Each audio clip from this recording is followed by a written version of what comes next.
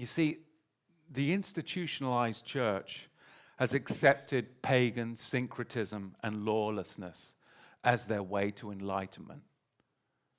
We do not accept that.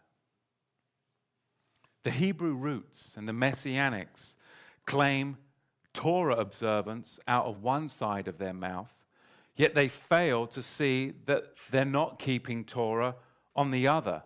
They're just picking and choosing which Torah commandments to encircle and to encamp around, which they would then levy upon the people, whilst all the time rejecting a whole slew of commandments based upon the errant theology of waiting for the Jews to build a temple. Then they'll start keeping the commandments too, those ones about sacrifice and altar, even though there's no provision in Torah for that kind of errant theology. You see, picking and choosing commandments based upon consensus is a trait that was inherited from the institutionalized church that has been carried over into the Hebrew roots and the Messianic movement.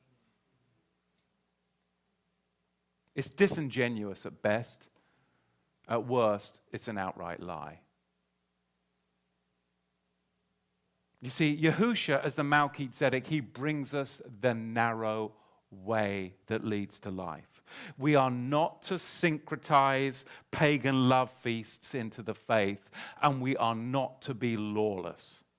But we're also not to go over and try and dress up and pretend that we're Jewish and to get into everything Jewish and go rah, rah, rah, Torah, Torah, Torah, being undiscerning with our application of Torah, speaking Torah observance out of the side of our mouth, when in reality we're just picking and choosing which commandments to keep today until the Jews build a temple, and then we'll really start to keep the Torah commandments. So convenient theology, but it is not got one provision in Torah that you can do that. Not one provision in Torah that says that you delay in building Yahweh's house, that you delay in offering your sacrifice. So either do it all or stop being double-minded and talking out of the side of your mouth while you levy Torah on the people of Yahweh, yet you are undiscerning in how to apply it.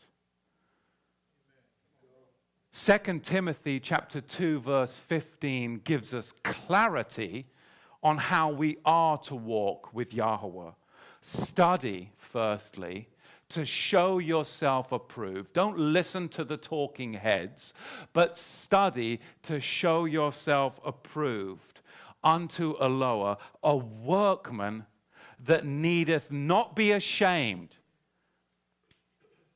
rightly dividing the word of Torah. Psalm 119 clearly tells us that Yahweh's truth is his Torah. They are synonymous terms. We are to rightly divide the word of Torah between the transference of priesthoods. We need to recognize the impending change that was promised in Torah itself, that what? The scepter shall not depart from Judah until, meaning a change, Shiloh comes. Well, he has come and he has transferred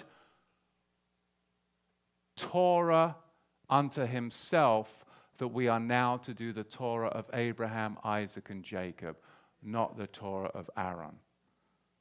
It's a return to the book of the covenant, or what Jeremiah prophesies as the new covenant, which is Torah, no longer written on tablets of stone representing a stony heart, but covenant fidelity Torah written on your flesh, that you can do it, that you can do it. We are to keep the Torah of Abraham. Galatians 3. It's book of the covenant Torah, Genesis 1:1 through Exodus chapter 24, verse 12. The Sabbath, the feasts, and a healthy biblical diet. That's what's for Yahweh's people. So there's two broad roads: syncretism and lawlessness, and then messianic Hebrew roots, undiscerning, no division of Torah, saying Torah out of one side of the mouth, yet not applying it in its fullness, because they don't understand there's a right dividing point, and it's all about the transference of priesthood. So you can walk in the Torah of Abraham, Galatians chapter 3. I'll finish up with these few scriptures. Hebrews 9:10, the book of the law in context, the book of the law which was added in Exodus 24 verse 12 because of the sin of the golden calf, Exodus 32. The book of the law consists of carnal commandments that were imposed, never agreed to, imposed upon them until the Melchizedek would come, the time of Reformation. Galatians 3:19, wherefore then serveth the book of the law? It was added because of the transgressions of the golden calf, until the seed should come to whom the covenants of promise, Ephesians 2:12, were made. Galatians 3, verse 23, we were kept under guard by the book of the law, kept for the faith which would be revealed afterward. Therefore, the book of the law was our slave master to bring us to Melchizedek, that we might be, just as if we'd never sinned, justification by faith to the covenant. But once we're in the covenants of promise by faith, we are no longer under the book of the law tutor.